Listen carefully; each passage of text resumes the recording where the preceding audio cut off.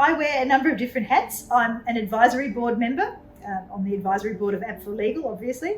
I'm an independent non-executive director as well, a tech sector angel investor, and I'm also an international general counsel in the ICT sector.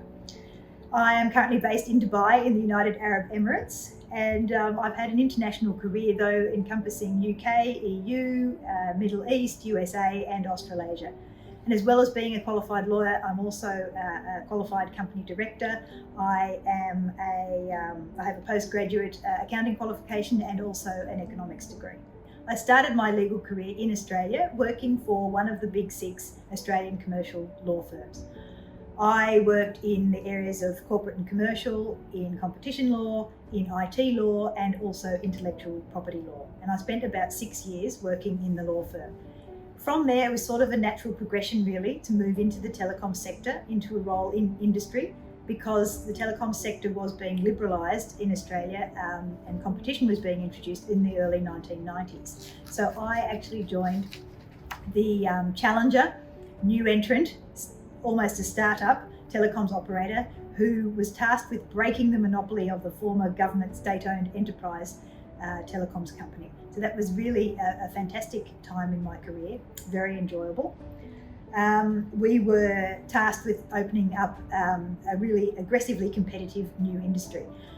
The company that I worked for was actually owned by a global UK multinational telecoms group called Cable and Wireless PLC. So I ended up spending 7 years in various companies in that group, in legal, regulatory and public policy roles in Australia and also in London, ending up ultimately in a sort of corporate head office role in London. From there, I was recruited to join as a partner, one of the UK's leading digital media technology law firms, to set up a communications regulatory practice for them. I spent about 3 years doing that, which was very successful, but I was then headhunted to make the move to the Middle East to join Qatar Telecom as one of a small group of international expats who were brought on board to help the company expand globally and also to transform itself to get ready for liberalisation of the market in that country. So that was extremely challenging, very exciting. And from that role, that was really the result of which I was approached about my current role here in Dubai. And I was brought on board to be one of the launch team members of what was a very small project office, which we scaled up to the $3.5 billion revenue ICT giant that is now Do Telecom and Virgin Mobile in the UAE. I do wear a number of different hats. So in addition to being a lawyer, one of my other hats is that I am an independent non-executive director. So as a non-executive director, I'm the outgoing chairman of the Association of Corporate Counsel. ACC is the world's largest in-house lawyers organisation. It's got 45,000 members in 85 countries and it's headquartered in Washington, DC in the US. I've been a non-executive director of ACC for about 6 years. In addition to that, I also serve as a member of the Council of the Institute of Directors in the UK, the IOD. So the IOD is the world's oldest organisation for professional directors, for business leaders, senior business leaders and entrepreneurs. And under its Royal Charter, its role is to promote research and development into best practice corporate governance and also to promote high standards of skills and capabilities amongst directors. It has about 20,000 members around the world. So I think that one of the reasons why I am so passionate really about advancing the interests of legal professionals and also non-legal professionals is because during my career I have had fairly extensive periods where I have worked in geographic markets where you just didn't have very many other people, in the same profession. I didn't have many people in the same profession as me, and therefore didn't have access to professional networks or professional resources. For example, when I moved from London to Qatar, I felt a really profound sense of professional isolation. And having had that experience, that was one of the key drivers for me later to get involved with ACC in order to be able to do something practical to help other in-house lawyers not to have to go through that experience. Because I could see that the resources And the information that ACC was able to provide to in-house lawyers was just invaluable to people who were in similar situations to what I had been in. And I think it's similar also with the Institute of Directors. Business environments around the world are becoming more and more complex. Businesses are globalising. You have the rise of regulation, of compliance, of media scrutiny, of activist shareholders.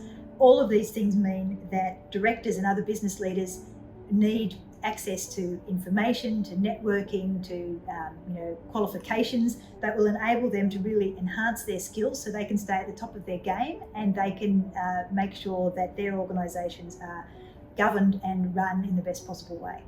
What is legal technology for me? Very good question. Okay, so I'm going to swap hats now, and now I'm going to wear my hat as a tech sector angel investor. As I think I said earlier, I'm one of the founding investors, and I'm also an investment committee member of Dubai Angel Investors. Dubai Angel Investors is a micro VC, and it invests in high growth potential tech startups around the world. It invests in all sorts of sectors. It invests in legal tech, that's one of its sector focus areas, and it is actually an investor in App4Legal, coincidentally. Obviously, being on the investment committee of Dubai Angel Investors, I do get to see a lot of different types of tech, including a lot of different types of legal tech. And also, when I'm wearing my hat as a general counsel, I see a lot of different types of legal tech in that environment as well.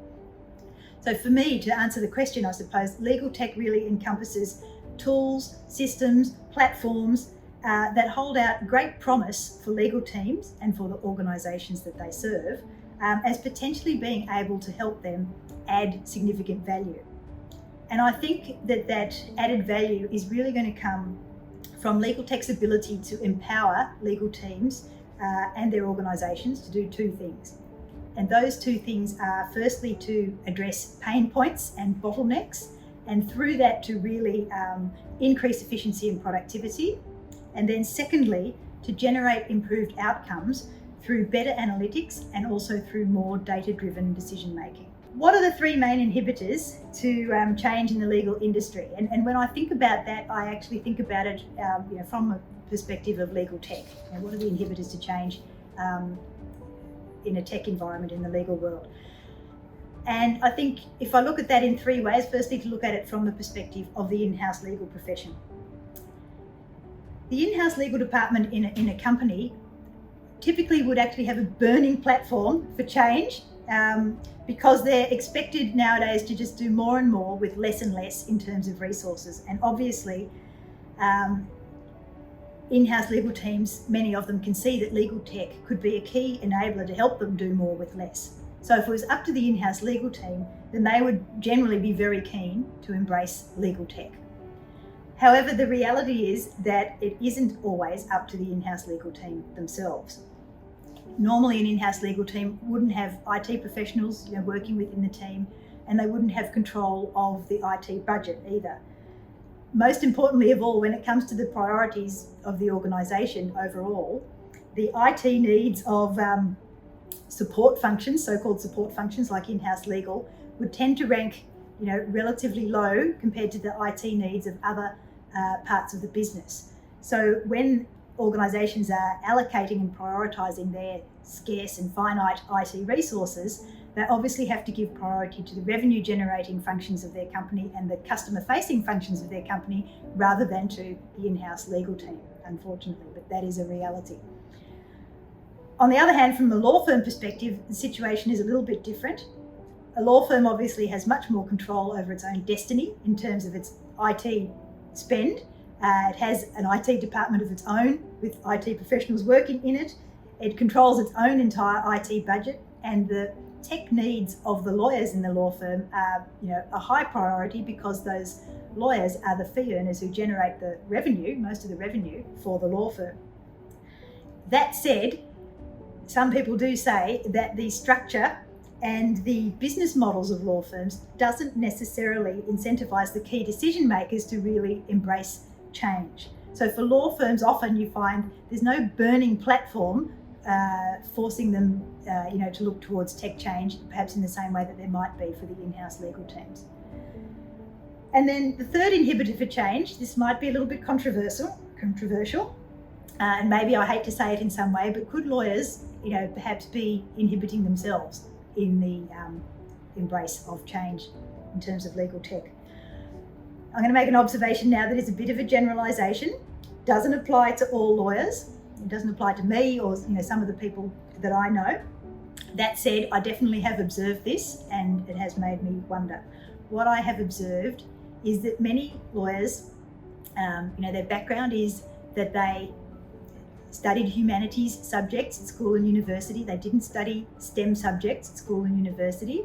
There can be a tendency, therefore, to be somewhat phobic about things like numbers or analytics. And there can be perhaps some difficulty and struggle with conceptualising how legal tech could actually benefit them in the legal profession, which is a very words-oriented profession still. The concepts sometimes that relate to legal tech can be too abstract for some lawyers. So, as I said, this is a generalisation, doesn't apply to all lawyers. I studied STEM subjects at school and university. I did coding at school and university. I've got an accounting qualification, an economics degree, all those things. So it doesn't apply to everybody. Nevertheless, I definitely have observed this issue as being a bit of a barrier. And it does seem to me that when it comes to tech, some lawyers actually can be their own worst enemy. Well, legal tech has fantastic benefits, as we know. But as with all benefits, they have a flip side. And the flip side with legal tech is that the efficiency gains that it can potentially deliver do also mean that it has the potential to lead to job losses in certain parts of the legal profession. Having said that, this is not a new phenomenon. My legal career is longer than I would like to admit to now, but in my legal career, I have seen tech lead to certain types of jobs disappearing or at least reducing. For example, I will now confess that I was working when email was introduced. And when email came in, it actually led to the demise of the fax room. In the law firm, we used to have a fax room. It was staffed by fax operators. Their job was to send faxes, receive faxes, walk around the office delivering or collecting faxes from members of staff. Obviously, email put faxes to death, basically, and the fax room disappeared. The fax room operators, I don't know what happened to them. There's no such role in law firms anymore. Hopefully they got absorbed into some other kind of useful role in the firm for the future. Same thing when computers were introduced. I was working when computers were introduced. We were shocked to receive a computer on our desk that we could use as a lawyer. We started doing more of our own typing, and that meant there was a reduced need for secretarial staff. Another step change later on when digital dictation and digital transcription software came in, again, lessened need for word processing and secretarial staff in law firms. That said, the legal profession still exists, seems to be thriving and growing. So, I'm not going to predict the demise of the legal profession anytime soon. Nevertheless, there is one aspect of legal tech that does worry me somewhat for the future of the profession. And that aspect is this. As we get to the stage where tech starts to enable tasks that typically would have been undertaken by junior lawyers and trainees early on in their career, as it starts to enable those tasks to be automated more and more, what is that going to mean for the development of the skills of new lawyers in the future? How are they going to develop those skills if they don't have the opportunity to do these types of work anymore because they've all been automated? That is a challenge for the legal profession in my view, and it is one which the profession needs to get to grips with relatively quickly. Wearing all of my various hats, I have seen a fair amount of legal tech in my career, and I've even, that includes evaluating it, as a potential customer to purchase various types of systems. I've seen and evaluated a lot of practice management systems, contract lifecycle management systems, matter management systems, and so on. So that meant when I saw App4Legal for the first time, it really stood out to me because it offers a genuine one-stop shop.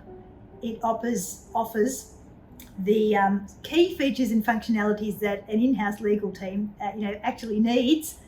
It is user-friendly as well, and importantly as well, it is relatively cost-effective compared to competitors. So joining the App4Legal Advisory Board really taps into my passion for advancing the interests of the in-house legal profession and also the legal profession generally. It's very, very clear to me from my role as a non-executive director on the global board of the Association of Corporate Counsel that globally there is just this huge pent-up demand, especially in the in-house legal profession, for high-quality, cost-effective, one-stop shop legal tech like App4Legal. So I am really looking forward and excited really to play my part in helping App4Legal tap into that demand, respond to it, and to help in-house legal teams and the organisations that they serve really start to realise the efficiency and the productivity gains that legal tech has so much potential to deliver.